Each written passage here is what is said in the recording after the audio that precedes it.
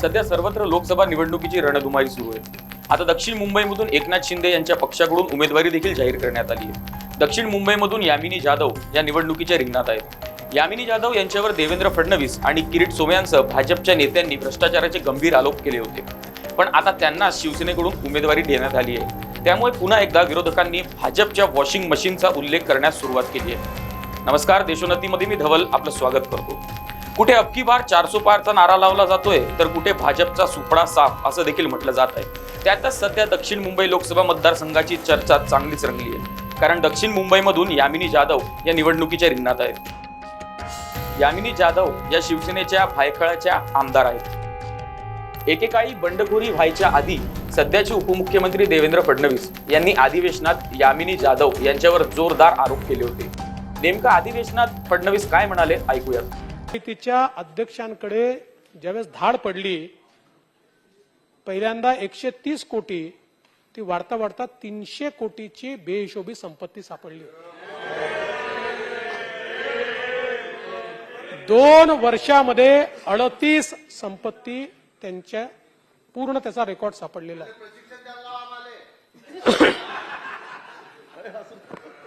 असं प्रशिक्षण घेऊ नका। असं प्रशिक्षण घेतल्यानंतर आर्थर रोड जेलमध्ये जावं लागतं। चांगलं प्रशिक्षण घ्या। म्हणजे इकडे लोक कोरोनाने मरत होते आणि तिकडे प्रॉपर्ट्या घेणं चाललं होतं। प्रॉपर्ट्या घेण्याचा रेटही बघा, 24 महिन्यात 38 प्रॉपर्ट्या।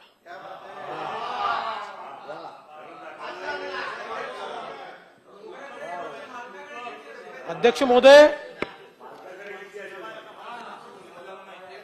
मुंबई महानगरपालिकेमध्ये शेवटच्या स्थायी समितीच्या बैठकीतही 6000 कोटी रुपयाचे 370 प्रस्ताव 30 मिनिटात मंजूर करून टाकले। पण मजेची गोष्ट बघा, म्हणजे सगळं काय निम्नस्तर जलाशय, भूमिगत जलबोगदा, आर दक्षिण महापालिका रुग्णालयाचे इमारत बांधकाम, वैशिष्ट्यपूर्ण रुग्णालयाचे बांधकाम, रुग्णालयातील विविध कामे, अग्निशमन वाहन खरेदी, त्यानंतर 600 कोटी 800 कोटी मलनिस्सारण विभागासाठी शीघ्र वाहन खरेदी, अजून कुठल्या जलाशयाची पुनर्बांधणी। पण हे सगळं करताना नालेसफाईचा विषय नाही आला। आता मॉन्सून येणार आहे, शेवटची सभा आहे। उन्हाळ्यानंतर आपली परिस्थिती काय असते आपण मुंबईची बघितली आहे, पण नालेसफाईच्या संदर्भात मात्र कुठलाही विषय आला नाही। आणि हे जे सगळे विषय आहेत, बांधकामाचे विषय, हे मात्र मोठ्या प्रमाणात। आणि मजा अशी आहे की तुम्ही 7 मार्चला तिथलं सीसीटीव्ही फुटेज बघा, काय लाईन लागली होती हो, भयानक। भाजपचे नेते किरीट सोमय्या यांनी देखील फेसबुकवर प्रतिक्रिया देत यामिनी जाधव आणि त्यांचे पती यशवंत जाधव यांच्यावर गंभीर आरोप केले होते। यामिनी जाधव यांचे स्टार प्रचारक किरीट सोमय्या यांना करावं अशी थेट उपरोधक मागणीच ठाकरे गटाचे नेते अनिल परब यांनी केली आहे। नेमकं किरीट सोमय्या देखील काय म्हणाले होते ऐकूयात। मुंबई शिवसेना स्थायी समितीचे अध्यक्ष यशवंत जाधव, त्यांच्या पत्नी आमदार यामिनी जाधव परिवाराने कोविड कॉन्ट्रॅक्ट मध्ये मोठे घोटाळे केले।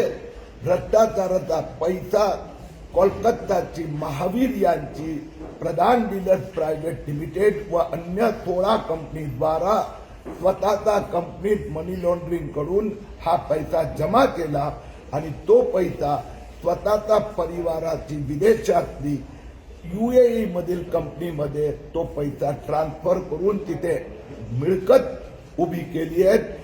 या सगळ्या प्रकरणाची चौकशीसाठी इन्कम टॅक्स, ED, निवडणूक विभाग, कंपनी मंत्रालय, बेनामी प्रॉपर्टी विभाग यांच्याकडे ती तक्रार दाखल केली आहे। इतके सगळे आरोप प्रत्यारोप केल्यानंतर सुद्धा आता महायुतीच्या उमेदवार यामिनी जाधव यांना उमेदवारी देण्यात आली आहे। मग केलेले इतक्या गंभीर आरोपांचं नेमकं झालं तरी काय?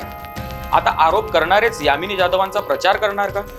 आता खरंच यामिनी जाधव यांच्यावर केलेले आरोप वॉशिंग मशीन मधून धुतले गेले, हा सवाल सध्या उपस्थित होतोय। यामिनी जाधव यांना उमेदवारी जाहीर झाल्यानंतर उद्धव ठाकरे गटाकडून देखील भाजपवर टीका करण्यात येत आहे। हाच मुद्दा सध्या प्रचारात गाजणार असंच दिसत आहे। आता 2024 ची निवडणूक किती रंगीत होणार हे पाहणं महत्त्वाचं ठरणार आहे। अशाच रिपोर्ट बघण्यासाठी देशोन्नती डिजिटलला सबस्क्राईब करा आणि पाहत राहा देशोन्नती. नमस्कार.